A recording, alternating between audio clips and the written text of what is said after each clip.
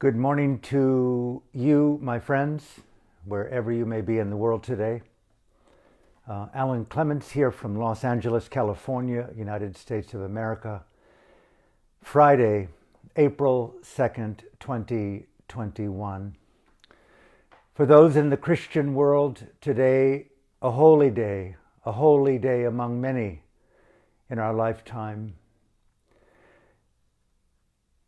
Good Friday. Several days of epic proportion within the Christian tradition. And here I sit as born into a Christian family and then reborn into a Buddhist mystical family in the beloved country of Myanmar, Burma. And here I sit back in my home country, merging what I feel to be the mystical wisdom of Christianity and Jesus and the Buddha and Dhamma, along with high regard, high respect for social, physical, and political obligations and responsibilities to manifest to the best of my human ability the principles that I find rooted in the ancient traditions of Christianity, in the ancient traditions of Dhamma. As meditators, as savants of the soul, of people who empower the spirit over money, in form, in privilege, and profit, worldwide, today may I encourage you to enter the most sacred places of your heart.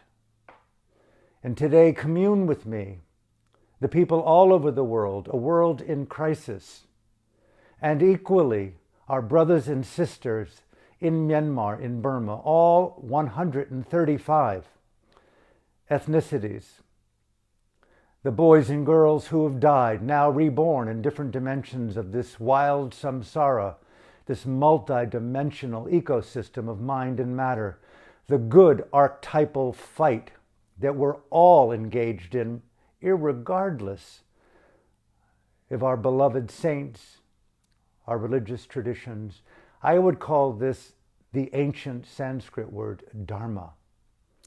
The ability, the heartfulness, if you will, to enter human consciousness, human life, the dimensionality of existence, and make good on the promise of elevating the good, the true, and the beautiful, to state obvious philosophical facts, and to overcome denigrating forces of evil, of torture, of rape, and murder. We're all born into this complex of consciousness in context, and having to confront in our own human way the jagged edge of circumstances, so often beyond our own capacity to understand of why. Why does a girl get raped in Tibet and another person who's a torturer celebrate with wine? These lawfulness, these illawfulness, this sacred, mystical terror that we're born into, today I would like to, in my own humble way, with you, communing with me, please, to transcend our respective religions and traditions and saints and gurus and commune in that sacred place of love, of kindness, of decency, and a prayer for the beloved people in Burma today. Against all odds, rising up in their magnificent bravery and moral, ethical courage to confront the evil empire known as Masak, Ming Online, and the State Administration Council, the latest designated terrorist organization on our beloved planet Earth. Okay, thank you. May I encourage you as well to share this talk, become a force multiplier, to invite your friends, your family, to commune with us in this special gathering today on Good Friday. Thank you for tuning in.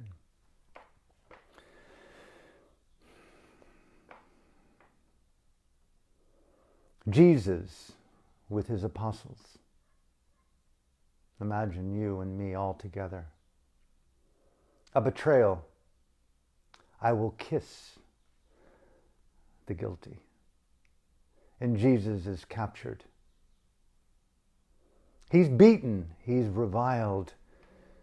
He's put into a radical philosophical struggle session to challenge the deepest recesses of his consciousness, his belief in the mystical, the nuministic, the transformational beauty of something larger than profit, privilege, power, money, race, religion, war, politics.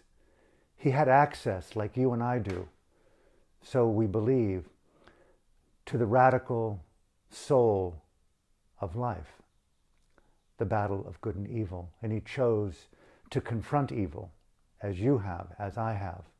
But we live amongst many people, not only disbelievers, but people who live in the archetype of the satanic. Today in Burma we see a satanic cult, formerly known as the Thamada, the Burmese military, now a terrorist organization, but let's call it by its true name, a satanic cult of evil with weapons supplied by China, by Russia, by Turkey, by Ukraine, and other smaller countries.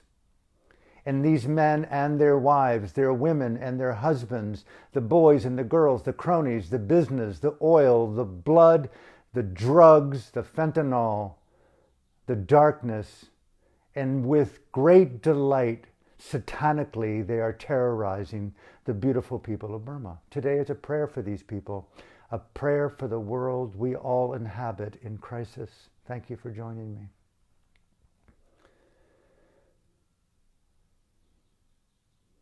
Forced to carry the very cross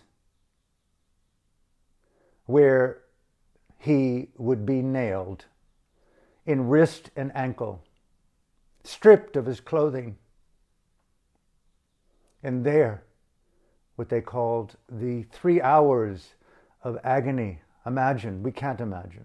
I can't imagine being a mother and a father, holding the head of my daughter in Burma with a bullet hole through her head, manufactured in China, shot by a Burmese man to a Burmese girl. And there I hold my daughter's head in my hand and ask my God, my Buddha, my Allah, my nuministic, my soul, my tears, my river of anguish. Why?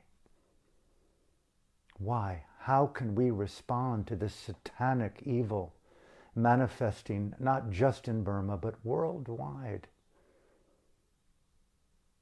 Yesterday, the United Nations Security Council, 15 members of civilized nations around the world, resided over by the president, the ambassador from China, vetoed, after 2 months of horror and satanic, merciless crucifixion, murder, assassination, torture, poisonings, rape, belittling. How many more videos do we need to see of the satanic cult in Burma using the butt of their Russian and Chinese-made automatic rifles, bludgeoning the heads of boys and girls who are simply like Jesus, wanting to commune in peace like you and me with the sacredness of their Dhamma, their religion, their Judaism, their Catholicism, their Islam. They want to live in peace, the sanctity to pursue the mystical. Many of these boys and girls will go on to become priests, nuns, and monks. They want to meditate. They want to learn the ancient secrets of the soul. And there is Jesus on that cross, nailed and bleeding. I can't even imagine this archetype. And there we have men and women beneath him, beneath the cross, bargaining, stealing, greedily taking his clothing and belongings. In Burma today, we see the satanic cult, Masak, stealing, pillaging, taking, raping anything they think in this country is theirs now. They're taking the land, they're taking the money, they're taking the resources, they're taking the oil. They're taking and trying to take the very heart and Dhamma and soul of the people. What is terror? What is Satan? What is the devil? What is horror? What is murder? What is rape? What is genocide? What is ethnic cleansing? What is the 2005 principle? The right to protect by the United Nations, 193 different members of this sacred institution failed yesterday in the emergency meeting initiated by the United Kingdom and China. Said no. Let them die under the devil. Let them be raped under the devil. Let them be raped and murdered and assassinated and tortured under the devil Masak. Wow. Betrayed. China betrayed the conscience and the dignity of the world. Conscience was betrayed. China, a country of 1.4 billion people. I'm not going to vilify, I'm not trying to vilify or shame Asians or Chinese people. That is not my point.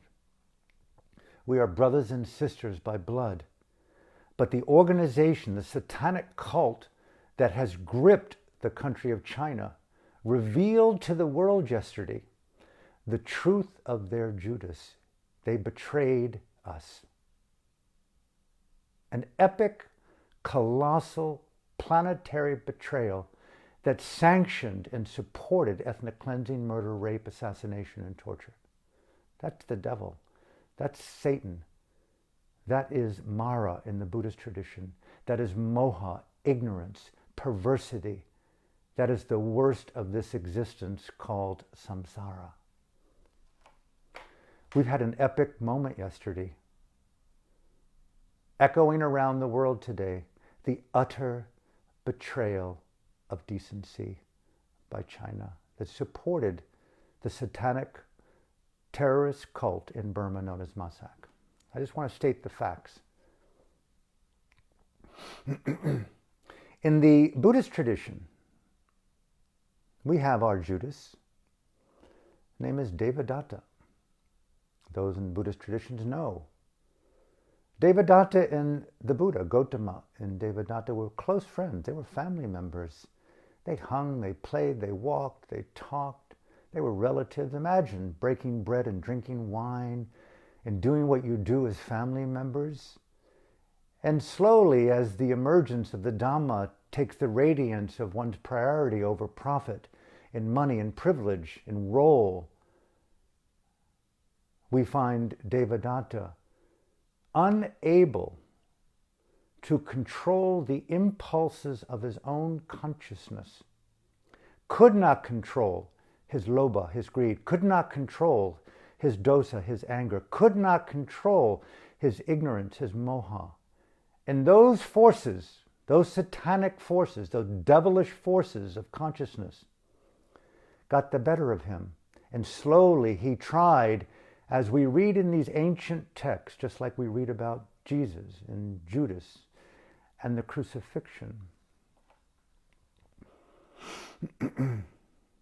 he tried to undermine the community, the sacred community, just like Masak in China, trying to undermine the sacred community of democracy, the unity among all ethnicities and religions in Burma, known as a revolution of the human heart, a transcendent political, spiritual, philosophical theology of human interaction that infuses freedom and democracy and makes it equal to all people, all religions and all ethnicities. Flawed as it is, the best Bible that we have for co-peaceful civilization. And the satanic cult, the Devadatta of Burma, and the complicity of China and Russia said, we are going to undermine this fabric of decency. And Devadatta did things to try to undermine the Sangha. And as we all know, he actually attempted, through others and intermediaries, to murder the Buddha, his friend, his family member. China is complicit with murdering the Burmese people. Russia is complicit with murdering the people of Burma. My country of America has been complicit with the murdering of the people of Libya and Syria, Afghanistan, Iraq, to name just a few. The epic battle of good and evil is inculcated throughout time immemorial. It is the black and whiteness, the good and evil, the right and wrong, the tyranny and the democracy, the totalitarian meme and the freedom of luminosity that radiates through all things if one believes in the goodness of things.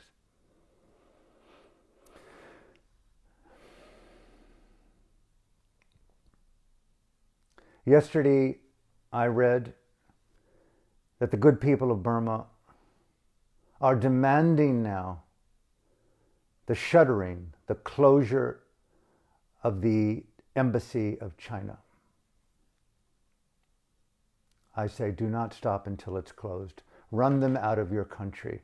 Why do you need someone in collusion with Satan and the devil? Why do we need that level of carelessness and callousness and evil manifest? All they're concerned about is money and oil and gas, and they're unwilling to take a stand for morality, decency, democracy, universal human rights. China's Xi Jinping, the nuclear-armed genocidal dictator of the 90 million member Chinese Communist Party, a huge distinction between Chinese people and the people of China. We have a satanic cult gripping the people of China, and they know they have never enjoyed a day of freedom in their life under the satanic terrorist cult known as the CCP, run by the Devadatta, the Ming Online, the Saddam Hussein, the Pol Pot of China, the nuclear-armed, Western-suited, genocidal psychopath Xi Jinping. And it made it very clear yesterday who we are. We are devoid of the mystical. We are devoid of religion. We are devoid of Dhamma. We are devoid of Dana, Sila, Bhavana. We are devoid of a respect for kusala and kamma. We are devoid of a concern for cause and effect. We are devoid of the things that make human life, life on this precious planet, a mystical event. Let's call it the way it is.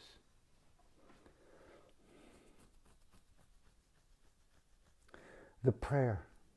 I was thinking today.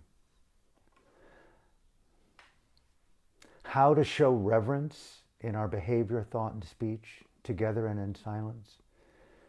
How to genuinely mourn and equally elevate the radiance of qualities that we see in Burma and around the world today by boys and girls who are willing to challenge the tyranny of dictatorship and totalitarianism and false authority? How do we revere in prayer, in meditative radiance? How do we sanctify? How do we nurture the roots of our deepest mystical sensibilities that connect us to our God, our religion, our Dhamma, our desire for freedom and nirvana and nibbana?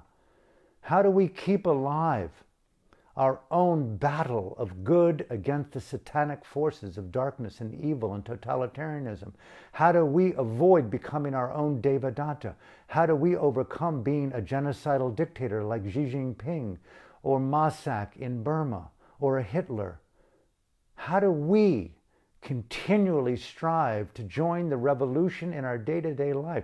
Isn't that the constant question before us? Not to fall victim to profit and fear and privilege and power, and to stay humble in our deep, deep conviction and methodical deep dive into the radiance of what you consider to be the beautiful qualities of your own religion. What do you do on a daily level, Alan, to nurture and to cultivate your Dhamma, I was thinking in meditation how many days and months and hours I've sat in meditation in the country of Burma, in monasteries, in forests, in yektas, in homes, apartments, hotels, walking, sitting, standing, eating. Few people in the world know that Burma isn't just a country. No country is just a country. It's made up of life and people. We know that. And I don't like to compare, but how rare it is to move in this world and all of a sudden you have this resonant, deep cellular interrelatedness with someone. And you call it the unexplainable intimacy of we're divinely meant to meet and commune. And in the South African philosophical mystical tradition, they call it the ubuntification of shared space, this deeper sapio, trans-sexual, psychological, mystical communion dance, if you will. And isn't that the reason why we're alive? We all have this instinct to love and to pair off, and it's human to fight and to struggle. But how rare it is to really activate your communion capacity. Meditation, watching your breath, is not really the meditation of today. It never really was for me. But the communion of the deepest places that nurture your ecological, psychical, if you will, Dhammic ecosystem to the roots that tap into the latent, unconditioned nibbana that permeates all things. Burma is a sacred country because they have time-tested practices that they have committed to sanctifying, protecting, and keeping available to all human beings, regardless of tradition, religion, wealth, or status. You are welcome in our 5,000 monasteries. You are welcome in our 5,000 yektas, places where you can understand through your own initiative what it means to sanctify the most beautiful qualities of human consciousness.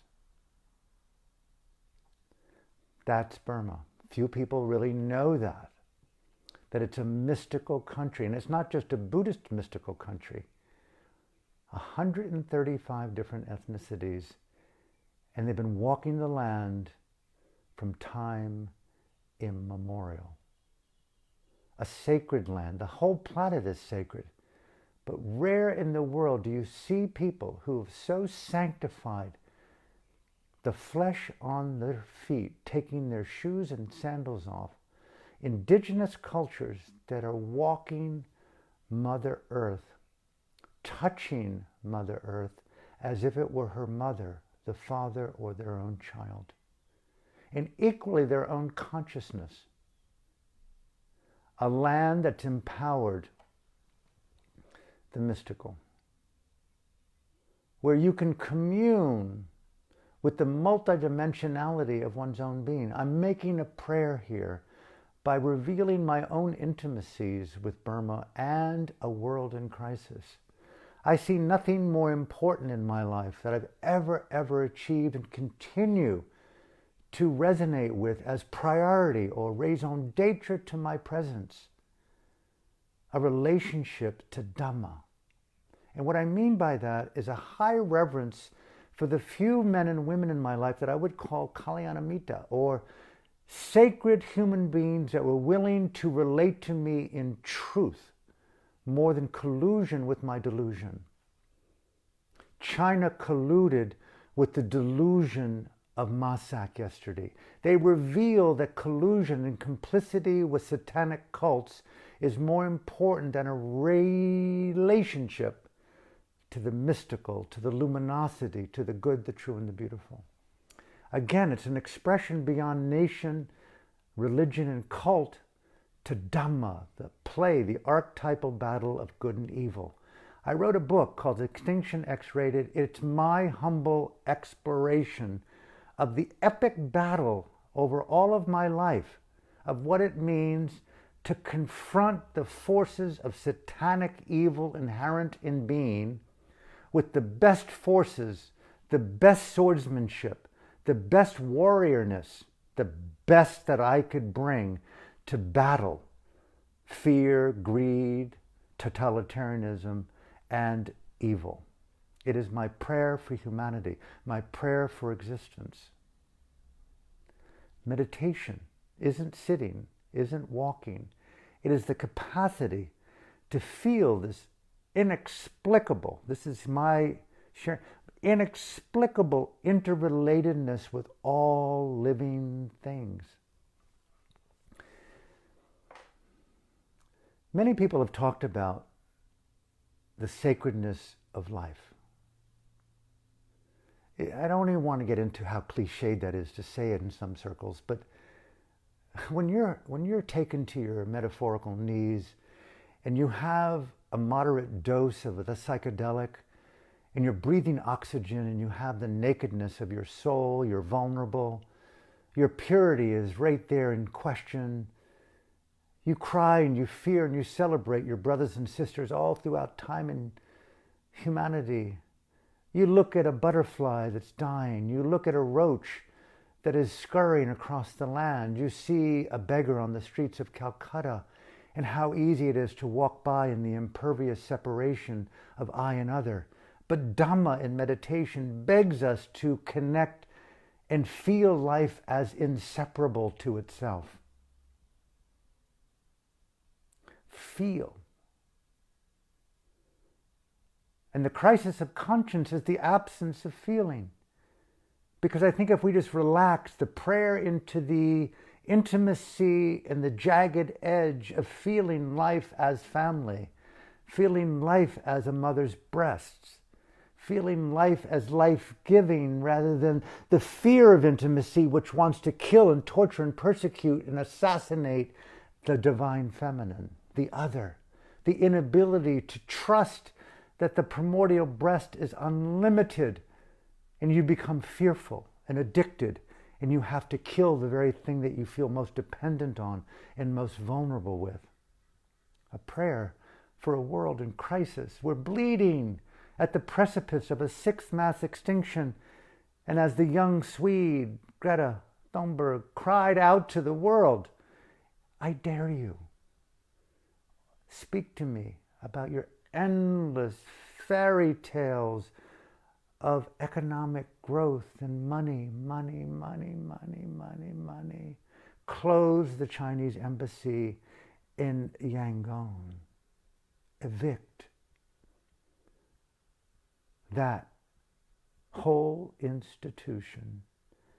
Close the pipeline. Sever ties to Satan. Who needs that? They revealed to the world yesterday the absence of ethical courage, the absence of conscience. I really encouraged, and I encourage it again, imagine at that 15-member board, there was footage of the genocide of Tibet, the rape of Tibetan nuns in full pixelation on the world screen to see. The emptiness of the sacred here on Good Friday, the emptiness of the holiness, the emptiness of our relationship to God, to Dhamma, devoid, gripped by the devil, by Lucifer, by Satan, by darkness. Beheading Tibetan Buddhist monks, shooting, bayoneting, torturing, cutting their tongues out. We slow the footage down so that the 15 members in the board become so uncomfortable in their normalization of evil, collusion with profit and guns and armaments and oil and gas and money. They begin to convulse. Isn't that what we want as an archetypal anti-crucifixion today on Good Friday? Awaken the world to the collusion with evil and betrayal of decency? How many world systems need to collapse? How many planets need to go extinct? How many genocides do we need to stop the war on love? A prayer for Burma, a prayer for a world in crisis. Can we use our creativity in our prayer and our meditations today to scream out loud in our radical expression of hip, hop, rad, rap that blows the collusion lid off of one's own diabolical relationship to more oil and more gas, 100, 200, 300 times more than you need, as Bono sang in his Bullet the Blue Sky from way back. 300 times more than you need. 1,000 times more than you need. How many rubies and sapphires and gold? How much perversity do you need to realize that you've killed yourself now with your wealth and the planet too, right? I can't get the image of the girl being assassinated in Burma out of my head. I see that massive hole in her fucking head. And I think of God being shot. I think of the Buddha being shot. I think of my daughter being shot. The most sacred alliances. Can we convulse before the end of life? We're at that precipice today. It's a world in crisis. People are talking about the Fourth Reich. They're talking about the march of the genocidal dictatorship in China. They're talking about forced vaccinations and certificates and the control of the mind and the body through transhumanism. It's no longer conspiratorial. We're well into the Fourth Global Reich. Call it the epic battle of good and evil. Call it natural to samsara. But you and I are compelled to make the spear of our meditation today so pointed that we're unwilling, right, to sit anywhere in any other place than our radical Dhamma discomfort. Peace is anathema to compassion. Our radical Dhamma discomfort. How do we become so uncomfortable in our complacency, in our collusion, in our comforts, in this prison camp of economy, of deprivation? If I don't work today, I won't sustain, I won't make it, I won't make it. And the whole government apparatus is give them more, make them more dependent, control, denigrate, minimize their voice, get them back into the factory of conformity. I can feel it. I can see it. Xi Jinping is on a global march. What he did in that Communist Chinese party did to Hong Kong, he did to you and he did to me. The desecration of democracy, what Ming Online and his satanic cult in Naypyidaw are doing, he's doing to you and doing to me. It's no longer in Burma. It is no longer in Somalia. It is no longer in San Francisco. It is no longer in Brazil. The world is an ecosystem of good and evil. We are all warriors of God and transformation, or cultist in collusion with the devil and Satan. Call it by the name that you need to call it. It's the archetypal battle of good and evil. That's what my understanding of Dhamma is. And so we're all called today in this prayer for Burma to rise up into a more uncomfortable, action-desired expression of what Aung San Suu Kyi has told the world, and she told me back in '95 when I met her then for the first time, The essence of this revolution, Alan, is called the courage to care about things larger than your own self-interest. The ambassador to China yesterday, the representative of the nuclear-armed genocidal dictator of China, Xi Jinping, he failed in his respect for the courage to care for things larger than China's own self-interest. He basically said, I am Satan, I am the devil, I am Judas. I'm going to be one who puts the people of Burma on the cross, and I'm going to nail it through their wrists and through their ankles. And it's called a bullet through a girl and a boy's head.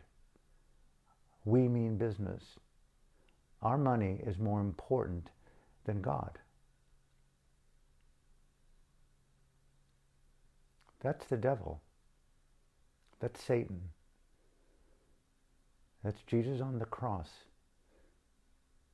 That's the Buddha and his friend Devadatta trying to kill him. It's an archetypal battle. It doesn't mean something to minimize for me. The preciousness of life. Just that phrase. The preciousness of life. What does that mean to us today in this prayer for Burma? And on this sacred weekend for Christians? The preciousness of life. May I invite you to really take time, walk, sit, cry, feel, meditate, Ubuntify your deepest relationship to your communion, to your Jesus, to your God, to your Mary Magdalene, to your Yasodhara, to your Gautama, to your beauty.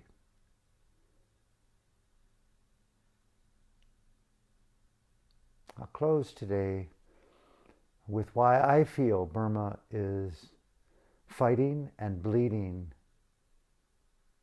in their revolution and their struggle against the satanic cult, the terrorist organization known as MASAC, Ming Online, the former general of Burma's military, now the incarnation of a devil, a Lucifer, a Satan, a terrorist.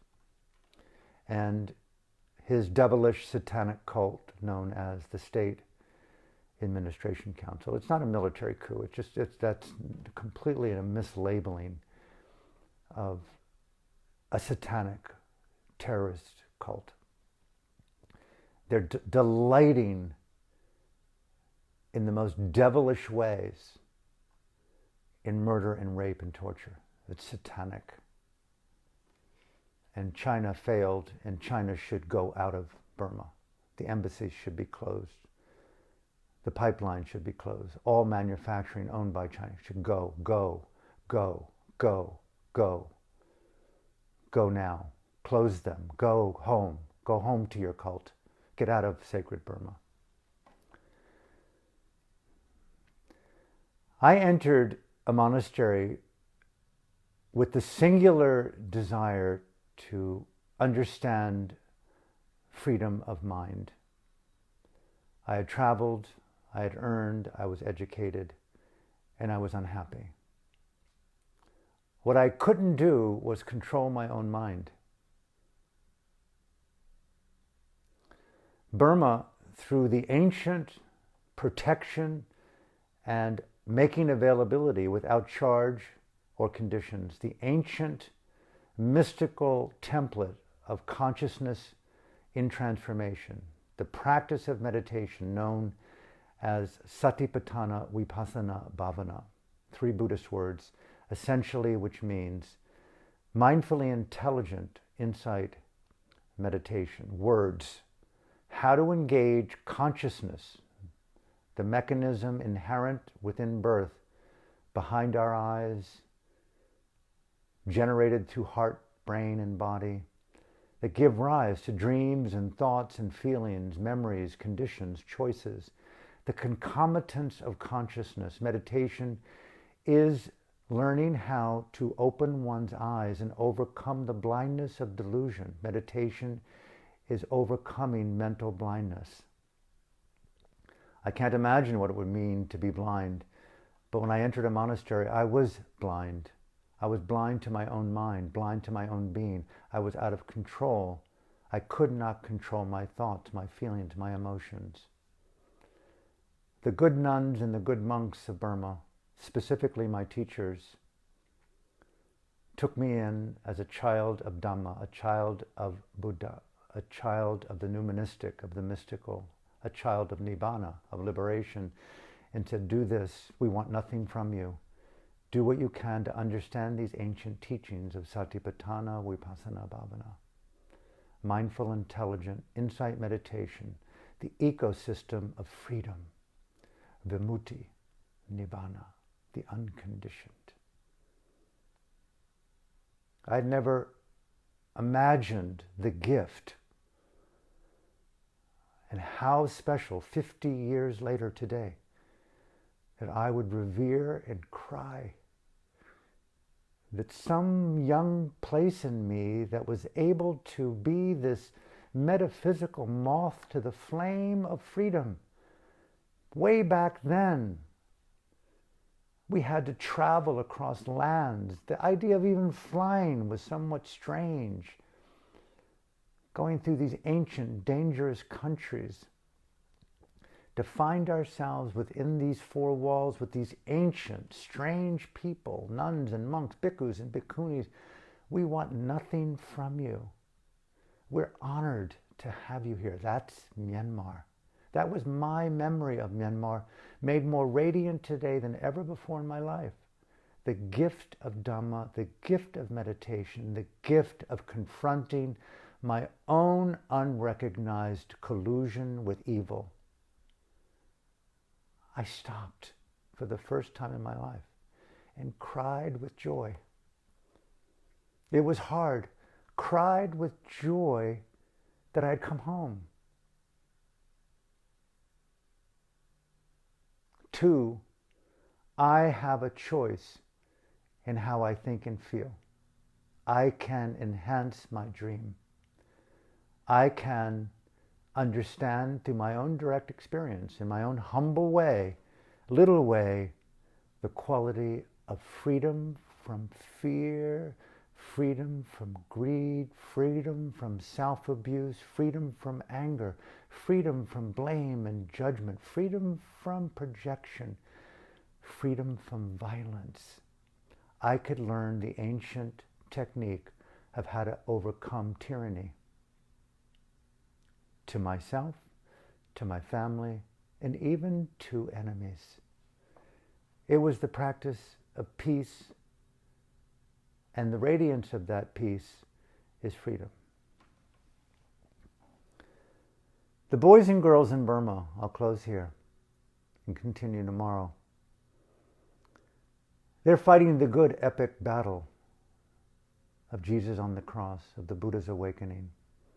All the great saints, the patrons, the apostles, the disciples, people who've engaged the epic battle of good and evil. They're keeping alive the incredible archetypal struggle for freedom against the darkness of dictatorship, the darkness of a satanic cult. It is epic. Today here on the sacred weekend in Christian tradition, Burma is manifesting in the most radical way a biblical battle of the forces of light with darkness, of good and evil, of freedom and tyranny. We stand with you. We abide with you. We draw strength from your courage. We give you the nutrients of our prayer, our metta, our loving kindness, our karuna, our compassion, our mudita, our incredible sense of joy at your little joys. I see your images, we see your pictures, we see your tears. You are felt, you are honored. Every boy and girl in every prison camp in the world who are political prisoners held against their will, we stand in solidarity to you. Every activist in every country, in every religion who is fighting the good fight, every boy and girl who feels alone in a home, against their will, being belittled, hurt, harmed, starved, or even raped, God forbid. We stand with you in this struggle of God and the devil, of goodness in tyranny, of freedom and totalitarianism. Burma, you have lit the fire of revolution for those who can feel around the world. Thank you from my heart. A prayer of support for you. I would say, in my own humble way, the war has just begun. The war of good against evil. We are with you. I will recommit, and I encourage everyone who watches this video here on this Holy Weekend, the resurrection. Resurrect the highest, most radiant commitment that you have ever known in your life, that have led you to the best, most beautiful places of the human spirit. Communed with your husband, family, child. Who do you pray to? Who do you meditate with? Go to the deepest, most sanctified places of self-reverence. Resurrect on this Holy Weekend a deep relationship to the most crazy, radical, creative expression of becoming so uncomfortable with normal, predictive, economic incarceration. Break free of the prison camp of how we're ingesting socialism and communism and totalitarianism. Break free of the habit of fear. Crack collusion with crimes against humanity right now. And stand in warrior mode, in prayer mode, in biblical mode, in the highest radiance of our divine feminine warrior. And let us join the good fight that's happening in Burma and around the world, and keep high in our struggle the highest, most tenacious struggle for freedom of mind from fear, greed, and delusion. And manifest, as Daw Aung San Suu Kyi has encouraged the world, the essence of my struggle, the essence of our struggle, the essence of my people's struggle, all ethnic groups, the essence of the epic struggle for freedom is the courage. Let us feel that word, courage, to confront the apparatus of denigration and collusion. The Chinese ambassador yesterday did not have any ethical courage. He gave life to his collusion with Satan. The courage to care. Feel the quality of care, what it means to care. Put before us images of our lover, our friend, our daughter, our son, on this most holy weekend. Be there in front of the cross with Jesus bleeding. They know not what they do. What does that mean? What does care mean? To really manifest a courageous willingness to confront Satan and the devil and demonic forces inside and outside. What does it mean to care for things larger than one's own self-interest on this sacred weekend in the revolution of the spirit in the country of Burma and a world in crisis? That's our duty. That's our prayer. That's our meditation today and this weekend. May I encourage you to encourage everyone in your life to take the time, drop in, and as Christ resurrects metaphorically and literally today and in our souls everywhere in this world, may we resurrect as well the highest, most beautiful qualities of transformational wisdom, and let us keep bright in the sky of darkness the radiance of freedom. The battle in Burma is one of freedom versus tyranny, goodness against dictatorship. Let us stand on the right side of truth. From my heart to yours, thank you for allowing me to make prayer with you and to meditate with you. And